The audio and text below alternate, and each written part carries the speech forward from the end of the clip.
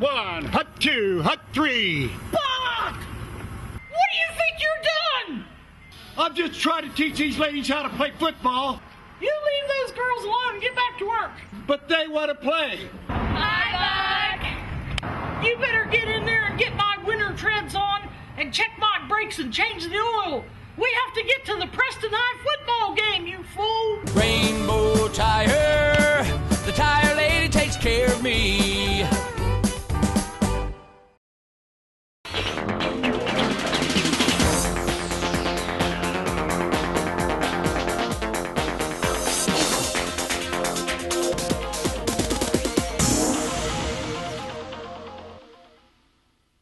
Hello and welcome to the Coaches Show. This is Gary Livengood along with Head Football Coach Jonathan Tennant. Coach, we're doing the Coaches Show tonight in your classroom. Yeah, I spent a lot of time in here all year round, so it's comfortable. 8-period day probably Yeah. keeps you pretty well occupied, doesn't it? Oh yeah, it's a blur. Seems like a blur sometimes, especially this time of year. Coach, you were on the road for 4 weeks in a row, and finally last week, you came back to Knight Stadium against AAA non-conference Hedgesville. You start off like a boom. The first offensive play, Josiah News takes it down the field for a 51-yard run. You start out great. Yeah, that's a complete opposite of what we did last week. Well, not really, because we did move the ball last week, but we only got it 3 times. And this week we were determined to come out with a fast start and put some points on the board as fast as we could. And that's a good sight, seeing Josiah News breaking free in the open. In the second quarter, again, he goes for a 48-yard run. And you lead it to half, 21-0. That's looking at the previous 4 or 5 ball games, that you really pretty slow in the first half. But this time, you really have got things in hand when you go into the dressing room. Yeah, like I said, we concentrated on coming out with a fast start, reminding kids how important that is, and not get behind early and have to play catch up the whole night. So it worked out the way we planned.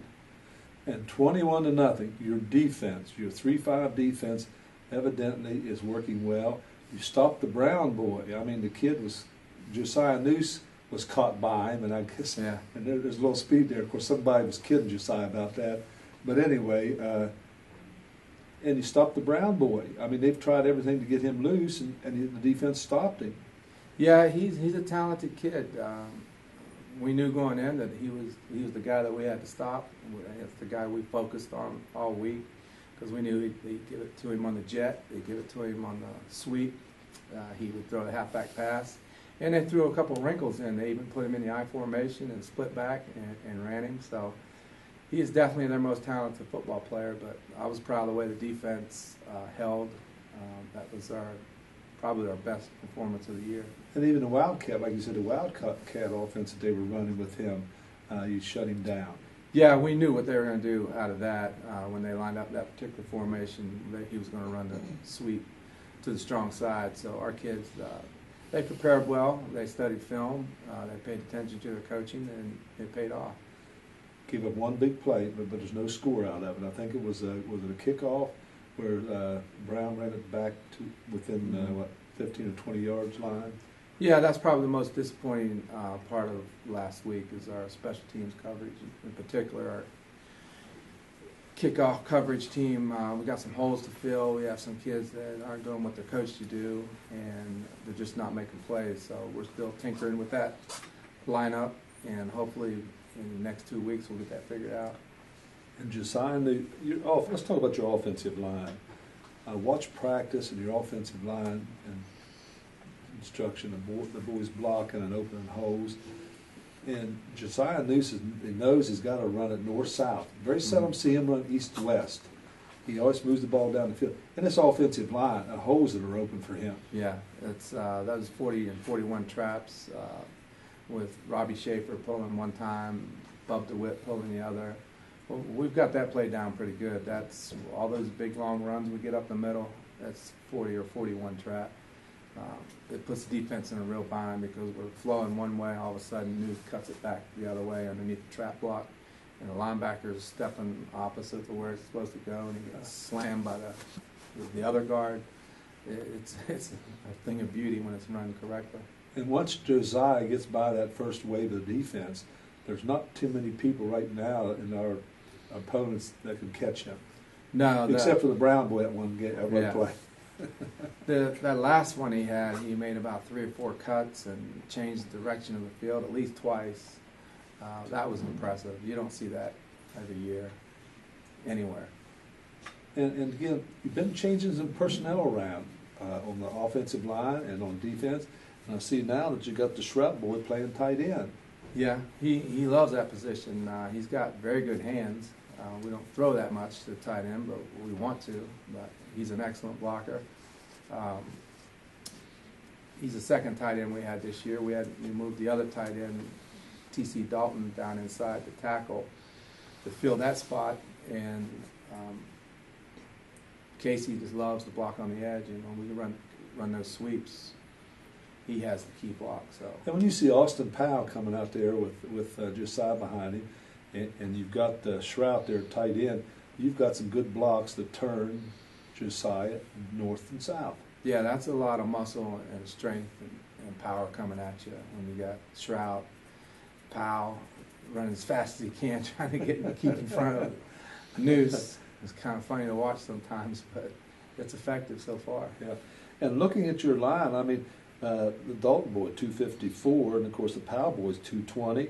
Robbie Schaefer 230, and looking back here in the back, Biggins 253, McCroby 247, DeWitt 320. You've got some beef on that line that you've reconfigured, and those boys are really working together now. We've been tinkering with it the last first few weeks of the season, but I think we found a combination that's going to work right now.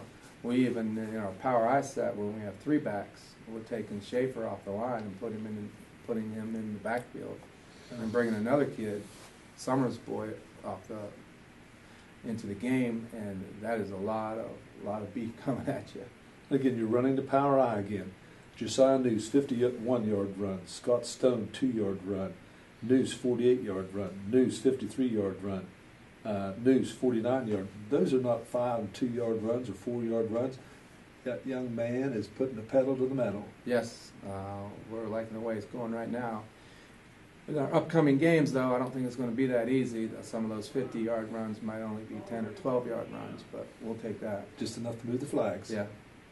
And Josiah, I mean, in the first 6 ball games, he's got about 15 or 16 touchdowns, close 1,200 yards rushing in 6 ball games. And, Coach, we're not getting any notoriety on this young man. Email the Dominion Post, our local paper, the Fairmont paper, even the state SSAC, we're not getting any recognition for this young man. Yeah, that's a shame. I spoke to someone with the Dominion Post and explained to them, we consider them our hometown newspaper, and they don't send anyone to cover our games.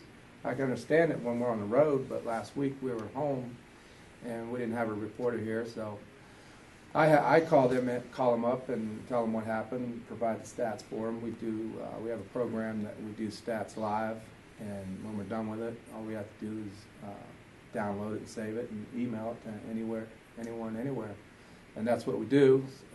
I don't mind doing that, but it's a shame that we don't get as much recognition as we should at this point, especially when we have, I consider Josiah News a Kennedy Award candidate this year, because there's no one else in the state that has 1,200 yards rushing that I know of. Not either. I mean, he's a Big Ten conference in rushing, Big Ten conference in scoring, and I get online and look at the Charleston Gazette paper, I look at the Wheeling paper, Fairmont paper, and all these other papers, but you very seldom ever see a listing of the leading rushers or leading scorers in the state, and yeah, you think that with this day and age, everyone connected, that we could figure that out, get a leaderboard. Second half of the Hedgesville game, Coach, things kind of slowed down a little bit. Hedgesville in the third quarter doesn't score any touchdowns. You score 1. At fourth quarter, things are slow. Hedgesville scores a touchdown and you score 1. And you go on to win 35-6. You go to 4-2 on the season. Ryan Farrell, kicker, came in. I think he's kicked, unless I can't count right, I think he's kicked 10 or 11 straight 10 PATs. 10 in a row. I don't think that's ever happened here. And I give him a lot of credit. I was worried about it in the beginning of the year. He just needed more practice because he's a soccer player. He only comes to our practice on Thursdays. But he's worked throughout the summer. I'd be up here in the summer, and I could see him and his dad out there on the turf kicking. So I knew he had a lot of potential, but when I put him in there against North Marion to kick the go-ahead point, I had a lot of faith in him because I knew how much he'd worked at it, and he just needed practice. And as the weeks went along, he got more and more. So he was more comfortable. I was more comfortable, and he's gone 10 in a row so far. And he's only a sophomore, correct? Yeah. So you got a kicker for 2 more years. Yes, hopefully. Now all he needs is a punter. Yeah. And I'm sure if I was watching right last week in the middle school practice, they had an 8th grader. And the young 8th grader was kicking sparrows. I don't know, it was like 30 yards or whatever. And I said something to him. I said, "Where'd you going to kick like that?" And he just said, "Well, just watching TV and just practicing." Yeah, that's a weapon. We surely do miss Mitchell Thrift. Coach Josiah Noose, again, 323 yards rushing against Hedgesville. On 16 carries. Now that's That's a lot. pretty strong. Yes. I mean, those are the kind of numbers Chazzy Thomas, the Kennedy Award winner from last year from Morgantown, those were the kind of numbers he was putting up. We just have to stay healthy, and the more recognition that Josiah gets, the more the program gets. Yeah. And then like the Friday night show that gives all the scores. I forget who's the people who are on there all the time. But there was nothing mentioned of Preston High School and Josiah on Friday night of his record-setting pace. But anyway, I'm sure recognition will come. If we keep having success, we keep preparing and working hard, it'll come. So congratulations on the win against Hedgesville. Coach, you're off this week and next week, and your next game will be against East Fairmont. Will be homecoming. What do you do for 2 full weeks with these young men? Well, we gave them yesterday off, Monday, and we're going to give them this Friday off, and then the following week is be a regular week. We get back to fundamentals. We did a lot of special teams work today that we hadn't had a chance to do. It's nice to not have to worry about preparing your kids for another opponent within a couple of days. We've actually got 3 or 4 days that we can go back to basics and fundamentals and clean some things up without the pressure of having to prepare for another opponent. Plus, hopefully you're going to be healthy going in probably your toughest 4 ball games of the year. East Fairmont, University High, Buchanan, and you end the season here against Bridgeport. Your kids are going to be healthy, and they're probably all psyched up. Yes, we held some kids out today due to nagging injuries, nothing serious, but there's no use to pound them into the ground. I mean, this is what open weeks are for, to get healthy. And the back end of our schedule is going to be a lot tougher than the first part of our schedule. But the thing is, we have so much confidence right now that and the kids are really soaking things up when we show them film and we talk to them about the game plan and what to expect. They're really picking things up as we go on. And you're looking at your schedule. I was doing a little AAA, AA research. The AAA teams thus far are 16-16 in their records. The AA's 9-12 in their records. So your schedule's pretty tough when you look at it. You got 5-1, 4-2, 5-1, 3-2, 5-1. Of course, then you got 2 0-5 teams in your schedule, Coach. So, in looking today, the SSAC Week 7 ratings come out. Preston jumps up to 13, Coach. That's good. We're happy with that, but we know that that doesn't matter until the end of the season. We want to be at 13 or higher Week 11. So, but it's good to be recognized like that. I think the kids see that, and that gets them pumped, and it gets the coaching staff excited, and hopefully it gets the community excited. And we're just looking forward for our next game. Again, you're in the top 16. You're number 13 right now. University High School, 2 weeks from now at University High. They're 5-1, ranked 6th. Well, what a win that would be. Yeah, then you might be looking at a top 10 showdown at University. If we take care of business, and we could fall into the top 10 or right outside of it. It'll be a great game to go watch, but we got to take care of East first. and look back 2008 when Coach Ralph Wilson took our team down to Charleston to play GW. Mm-hmm. Yeah. But anyway, we'll get into that later. Buckhannon Upshur, opponent coming up, 3-2. They're ranked 20th. Hampshire, 2-3, ranked 23rd. Elkins and Hedgesville, out of the top 38 AAA teams, are 34 and 36. Bridgeport's holding their own in Double A, number 3. Yeah, they're good. They're Bridgeport. They're always going to be solid, fundamentally sound. They're going to be well coached. They're going to have some athletes that can run their system. It's going to be a challenge for us later on down the road. Hopefully, we'll still be in the thick of things during that game or with that game coming up. Hopefully, that game will matter one way or another. And looking at Fairmont Senior, a team that you lost to, I hate to say lost to, but they're 4-2 and they're ranked 13th in Double A. So they're in the playoffs, and they were supposed to be way down this year. Yeah, they're that coaching staff's done a great job, but they've got a lot of young kids there, but they're talented. So I expect them to be dominant the next few years. Coach, looking at some of the scores, University of High School just thumped Greenbrier East 35-14. Lewis County only beats Buckhannon Upshur 21-7. Yep, the Buckhannon, that game's coming up, and it's going to be pivotal for us. The winner of that one. It's here on Knight Stadium, isn't yeah, it? that's a good thing. That's the night of our pink eye as well. That's great. Bridgeport beats Elkins 42-14. Kaiser shuts out Hampshire 28-0. And of course, Morgantown goes down to Wayne and gets stumped good 28-9. And I'm sure we're not going to lose any sleep over that. Wayne's a Double A school, by the way. Yeah, they're one of the top ones though. They got a good thing going on down there. I mean, they're state champions. I think 2010, 2011. I think Bridgeport knocked them off last year, but well, I think it was by 1 point, wasn't right, it? 7-6. Yeah. Fairmont Senior again travels on 42-6 over Lincoln. East Fairmont, your alma mater, 34-7. Yeah, that was probably the most surprising score of the weekend for me. I thought North would be able to handle them, but evidently not. So that means we're going to have to be prepared. We're going to have to be mentally ready to play them. Last year we weren't. We went down there and almost lost to what I considered an inferior team. But they have some athletes and they have some weapons that we have to prepare for.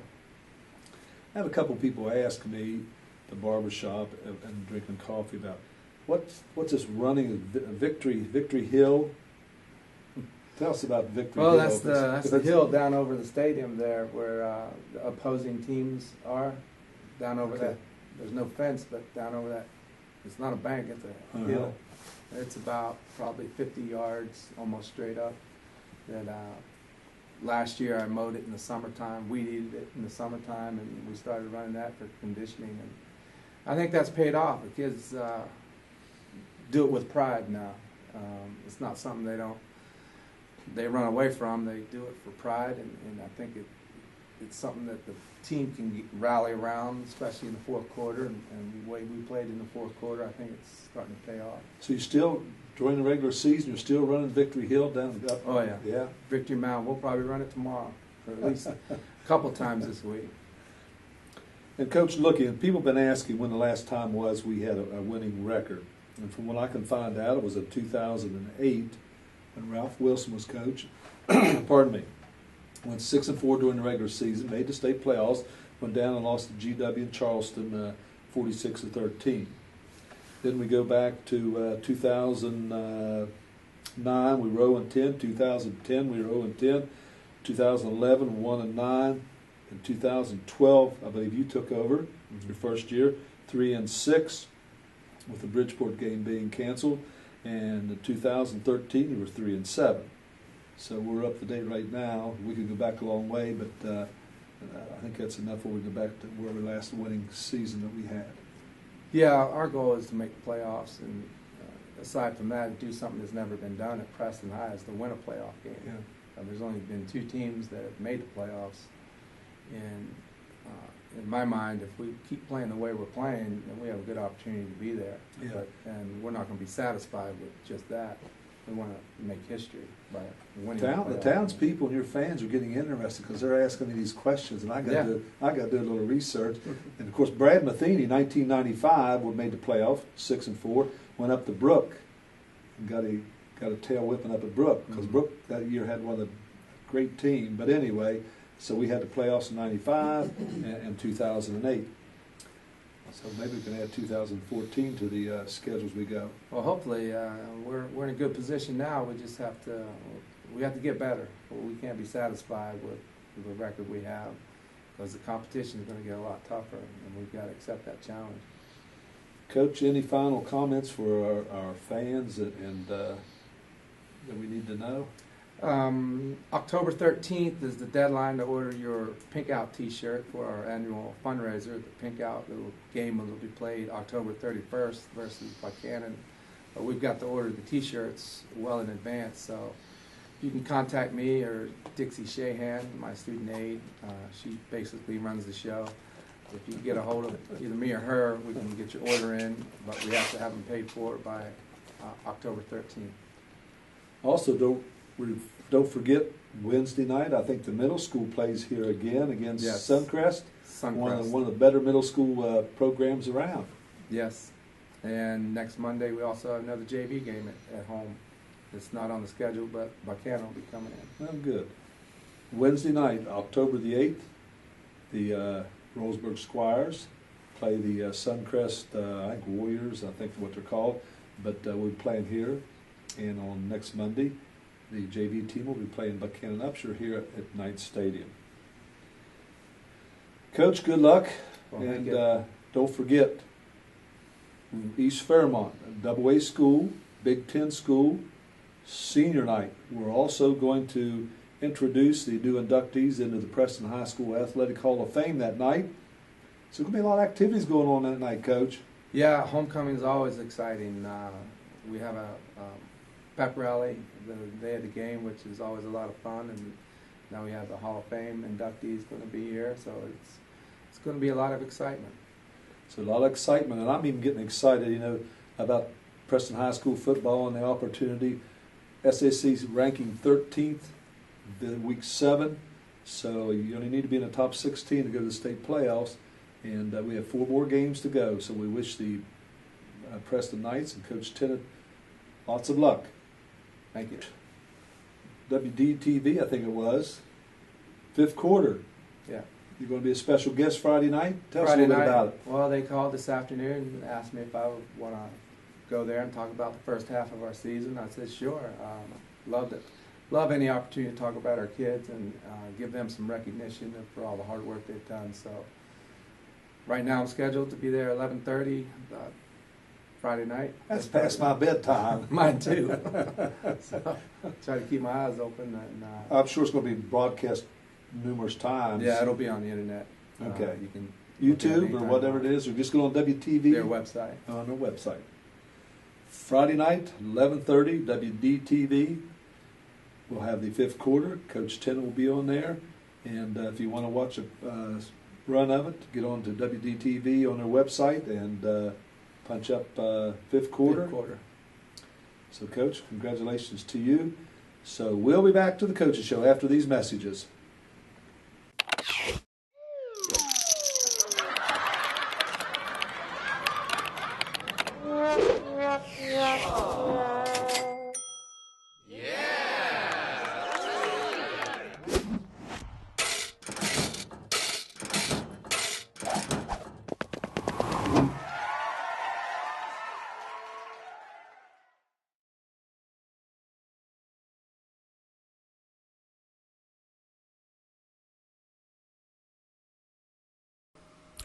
There's been an accident. The emergency has left you with physical trauma and legal issues to deal with. The bills are piling up, and you're overwhelmed.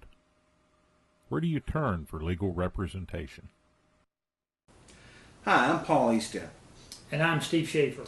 We're attorneys practicing right here in your home county of Preston. Centrally located on West Main Street in Kingwood, just across from McDonald's, the offices of Eastep and Schaefer are an easy drive from anywhere in Preston County. You don't have to go outside Preston County to hire a lawyer with the know-how, the experience, and the knowledge to represent you fairly in a serious personal injury matter. Call us at Estep & Schaefer at 329-6003 or visit us on the web at www.estepschaeferlaw.com.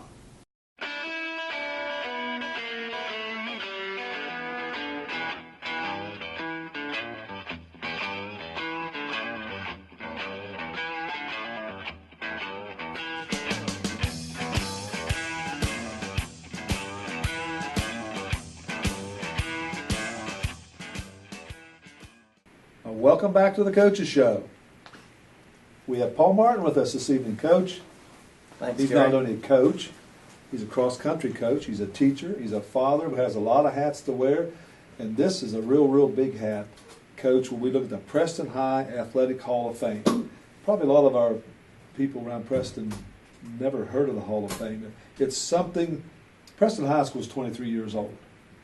And 3 or 4 years ago, you and some other coaches and some athletic people thought it was time that some of the athletes would be honored and recognized who attended Preston High School, and so we can preserve the legacy of the sports history of Preston High School. Tell us about the selection process or the bylaws that you and your committee drew up in order to start this Hall of Fame. Well, probably the first thing to address is who's actually on the committee, and with us being a school responsible,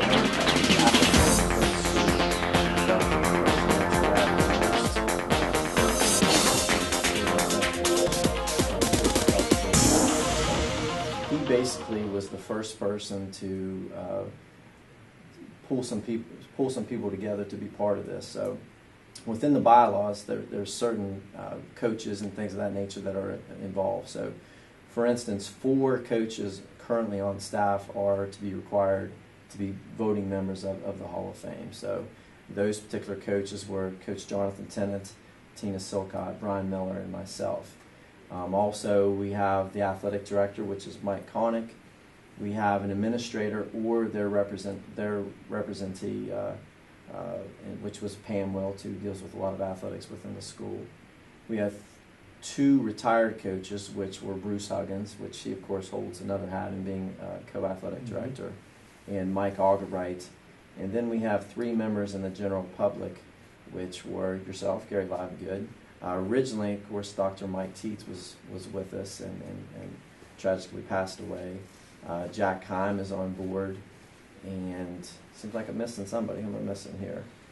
Bob Knight. Of course, Bob Knight. Michael Algebright. Well, I've got him on the retired coaches. Okay. So in all, there should be, unless I miss somebody, there should be a total of 11 people that are voting members within the Hall of Fame. And again, it's something really that it's just bringing more attention to our school. And as you, as chairperson, let's look at some of the qualifications. If a person out in the community knew an athlete that graduated 4 or 5 years ago or 6 years ago and wanted to nominate that person for the Hall of Fame, what would they do? Well, first off, there's some different qualifications. One of the things that happened to us was we tended to have a lot of nominees that had graduated maybe 1 or 2 years ago. And one of the rules is that they have to be out of high school a minimum of 5 years. That gives them time, if they choose to be involved in collegiate athletics, that they can do so, and kind of let the record speak there as well, because many of our people that have been nominated may have had pretty good high school careers, but may have had even a better collegiate career, ironically. So we're kind of looking at the whole assemblage of things that they've done in athletics. So that's one of those. They have to be a graduate of Preston High School. And it's not just for athletics, or just not for athletes. It could be coaches. It could be an entire team, like let's say a defensive maybe Preston had a great defensive line, so it could be that entire line. It might be a relay team in track. It could be an entire team, like the 1997 volleyball team, for just as an example. And it also can be people that have been supporters to our sports. Maybe someone that's been a physician and provided physicals for years, or maybe a radio announcer, or someone within the newspaper, within a journalism or media standpoint. So it can be a lot of different people that have been involved with athletics. So we want this something to represent people that have assisted and made athletics at Preston High School better. And again, it's a great situation. So the general public, is there somewhere on the internet or Sure. somewhere on a website that they can get on and look at all this information? Basically, the nomination process is from January 1st to May 1st. And there's an application on the Board of Education's website. There's one on our school website. They're available, a paper copy at the main office or with the athletic directors. Or if they just simply want to send one of the committee members an email, they would have access to them too. So anybody can be nominated. The person nominating, it could be, a father, brother, cousin, friend, coach. So that's left open-ended. In some cases, we had individuals that were nominated by more than one person, which I think that speaks volumes to maybe what they've done within athletics. Coach, you've been working on this first group of inductees now for quite a while. After you're working on the bylaws, selection qualifications, and all this other, you finally got all the nuts and bolts together, and you've had many committee meetings. You've had a lot of nominees, and the nominations have been whittled down to 5 new inductees that we're about to announce here. What the process was, I think we had a total of 19 nominees, and again, some of those were repetitive, and there were a couple that were ineligible due to, again, not meeting that 5-year minimum, or maybe not being involved in a WVSSAC sponsored sport. We felt when developing the bylaws that since, if it's Preston Athletics, we're going by the organization that governs us, which is West Virginia Secondary Schools Activities Commission. So we originally had, again, 18 or so, and back in June we whittled that number down to 10, and then we developed a ballot of those 10, and we also developed a rubric scoring. The committee members had to vote, for instance, first place is worth 10 points, or who they deemed to be the most worthy, first person, second, 8, third, 6, so on and so forth. So 10, 8, 6, 4, 2, 1 scoring, I believe. And we just tabulated those up, and the top 5 individuals according to points were our first 5 recipients for the 2014 class. Nice article in the Dominion Post. I don't know how it got in there, but I think that was that was a smart remark. Right. But anyway, I know the work that you went through to get this summary of each of these people, and let's go ahead and announce who our new inductees will be. Sure. On a banquet on October the 19th. Yeah, we're real excited about that, bringing some of these great people in. And, I think one of the reasons for developing the Hall of Fame was from a historical perspective. There's a lot of, great stories out there that current athletes and even future athletes need to know about. And really one of the reasons we started this, I was talking about one of our stars from just a few years ago, and my current group of kids kind of looked at me blankly, and I was like, wait, this guy was a multi-state champion and ran Division I, and you don't know who he is, and they didn't. I mean, it wasn't something that they weren't paying attention, they just didn't know. So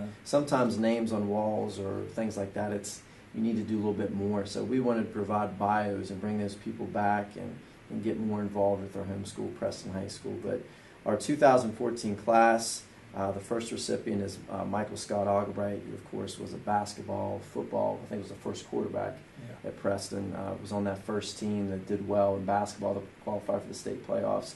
It was a merging of kids together from, at that time, 4 high schools, and came together. Of course, we're great athletes, but if you're not organized under that team concept, you may fall by the wayside. So also was a track guy, ran for his dad, Mike Albright, who was also my coach, and went to Alderson Broadus and then later Waynesburg, and was a Division III All-American in basketball at Waynesburg, and of course tragically passed away a few years ago from cancer. So we're recognizing him. We're really excited. His daughter is going to be flying in from South Carolina and receive his honor on his behalf. So it's going to be a great moment.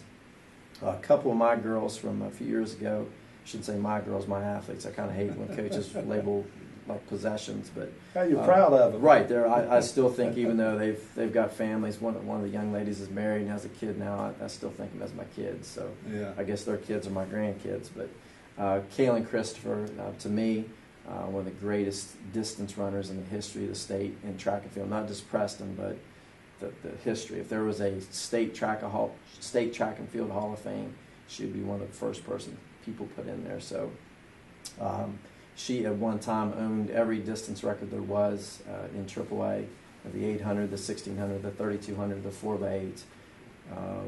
Set multiple records, school records, state records, meet records. Finished third to pin relays one year in Philadelphia, real huge meet. Went on to WVU and was a Division I All-American there twice. So she's coming. She's actually kind of following in my footsteps a little bit. She's now the Fairmont State's cross-country coach. So we might develop a Preston to Fairmont State pipeline, send some of our runners that way. Carly Hammer-Pritz, another track athlete, more of a middle distance runner here for us, but the interesting stat on her was at the state track meet back in 2005, we're down a half point, and in the last race of the meet, kids are exhausted, they've run in a bunch of other events, and she gets the stick probably 50 meters back and somehow brings it home and passes the one Jefferson runner that we needed her to, and we won our first team state championship. She's, again, also a multi-state champion, was an individual All-American at WVU in the 1500, was in the Olympic trials in the 1500, made the semis and that's against the pros. Ended up running professionally for Mizuno sponsored club, Riata. Is an engineer now, has a family, just a wonderful young lady. Our fourth person is Coach Bob Knight, and if you look at Bob, I mean, he's been involved in athletics, in basketball and football for in parts of 7 decades. So that's just an incredible record right there. I think 3 decades in baseball. One of the interesting stats I found with Bob when compiling all this information is there was a time frame at Preston High that he was an assistant football coach. I think it amassed maybe 18 years. And during that time frame, we had 4 or 5 or maybe more head coaches. The only person on every staff during that 18 years was Coach Bob Knight. Yeah. So just, had a great career, prior to Preston High, also at Kingwood High School and a little bit at West Preston, and of course had an outstanding relationship with Coach Barry Sanders and Gene King in basketball, and was part of 2 or 3 different state tournament qualifying teams. So we're real happy that he was part of it. One of the things that will come up was, you got one of your guys that's on the committee is a recipient, and just to clear that up, anybody that is a committee member is ineligible for voting themselves in the voting process. So he actually was even handicapped, so to speak, and still got in. So we're real pleased with Bob. And the guy I kind of deemed the trailblazer, Chris Wilson, back in 1998. Again, the school's only been open for a few years. He's our first individual state champion in wrestling, and kind of paved the way and let a lot of Prestonians know that we can compete at the AAA level and be amongst the best, and in his case, the very best in wrestling. So he was the first one to do it at Preston High School. So that's our 5. I think that's excellent choices. Are there some other people out there that are, of course, worthy? Of course there are, and that's the beauty of the Hall of Fame. We can continue to do this year after year and recognize people that have had excellent contributions and have brought a lot of pride to Preston High School and Preston County. And Coach, you to be congratulated, because you were probably one of the persons who really started this and kept it going and provide leadership to this Hall of Fame for Preston High School. Well, we talked about it for 3 or 4 years, and that kind of kept putting me on the back burner, and I finally said, listen, this is the year, we're doing it. I just think it's important not to let some of these great moments in time, we don't want them to be forgotten, and as every year passes, that likelihood's even more and more. So we just felt now's the time, and we're at 23 years. I think that's more than enough time. I think there's more than enough great athletes to be part of the Hall of Fame, and we just kind of did it this year. We went for it, and I think it's going to be a great thing. I think it's going to be homecoming. You've got a football team that's doing fantastic, and talk of state playoffs, and ranked in that top 16. So I think the atmosphere is going to be fantastic for all these things together. And so we're excited for the recognition, which would be pregame at the East Fairmont game, which I believe is the 17th. And then we're going to wait a couple days. We're going to have dinner at Monroe's on the 19th at 2 p.m. And we're of course offering tickets to the 2014 class, the inductees first, and we think we've got their numbers finalized. They're at around 50 or 60 requested tickets, but we're probably going to have 40 or to 50 or 60 more that we can accommodate at Monroe. So we're going to put those all out for sale to the general public here in the next day or two. It'll be $25 for adults and $15 for children. So public, again, this is the inaugural banquet and the inaugural opening of the Preston High School Athletic Hall of Fame. Here's something that Paul Martin and some of the other committee people worked with. Something we can be proud of here at Preston County and Preston High School. So Friday night, homecoming, 6:45 approximately. All the new inductees will be introduced to the public. Then on Sunday, they will receive some kind of a plaque or some kind of a... Right. We've actually, talking the plaque, we want some type of memento that they can take with them, but we're already in discussions of where the physical location of the Hall of Fame is going to be, and we're kind of busting at the seams right now at Preston High School with Central Preston on sharing the building with us. And as we get near the completion of the Central Preston building, which is going to be a beautiful building itself, there's going to be some free room, so to speak. And I've talked with our principal, Dr. Pastrick, and the one area that we're kind of eyeing up is what we affectionately call a skybox, which is a I'm not sure it ever was designed to be a classroom, but it's a room that overlooks the concourse.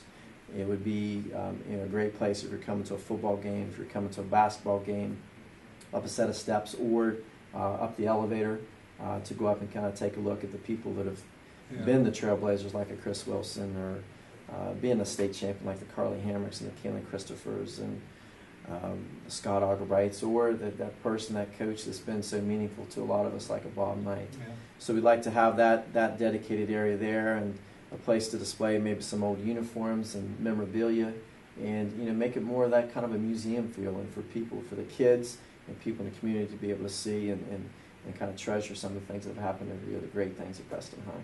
So this will be the inaugural opening of the Preston High Athletic Hall of Fame. Coach Martin, thank you very much. And I'm sure the public, now they're becoming aware of this Hall of Fame, and they'll see what's going on and read more about it in the paper. And again, there's tickets for sale if you want to come to the banquet on Sunday, October 19th at 2 o'clock. Get a hold of Coach Martin. And you can reach me at prestonrun@gmail.com, or you can send me you can call me on the telephone, or you can send a text. My cell number is 304-290-3772. You can contact Preston High School at 304-329-0400, and I'll give you the AD's extension. Mike Connick's is 129, Bruce Huggins is 127, and my extension is 365. That'd be another route to get a hold of us. But we're going to put some announcements out on the radio, the newspaper. We're kind of starting some things on Facebook to get some more publicity for it. But we're excited for this year's class, and we're excited for the future. We're excited to receive new nominations. One of the things with nominations, once a person is nominated, they stay within a pool of nominees for a total of 3 years. So it's not something where that person, they didn't get in one particular year, you have to keep doing it over and over and over. So we look forward to seeing that, this great assemblage of athletes and coaches and supporters of sports in Preston County. Okay, this will be the inaugural class of the Preston High School Athletic Hall of Fame 2014. So, Paul, any last words? I think that's it. I think we've covered about everything that needs to happen. And again, if you feel like someone should be in there, we welcome their nomination, and we think we've got a couple of different avenues to get it here. And again, they would be under consideration back in May of next year. So thank you, Coach. So on behalf of Steve Blake, our producer and director, and Atlantic Broadband Channel 7, this is Gary Livengood thanking you for watching a special edition of The Coaches Show.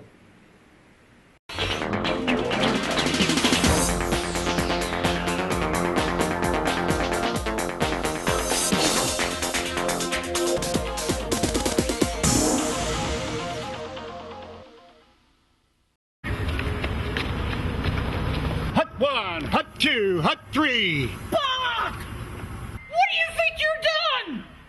I'm just trying to teach these ladies how to play football. You leave those girls alone and get back to work.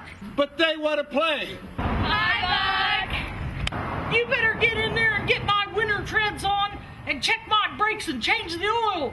We have to get to the Preston High football game, you fool. Rainbow Tire, the tire lady takes care of me.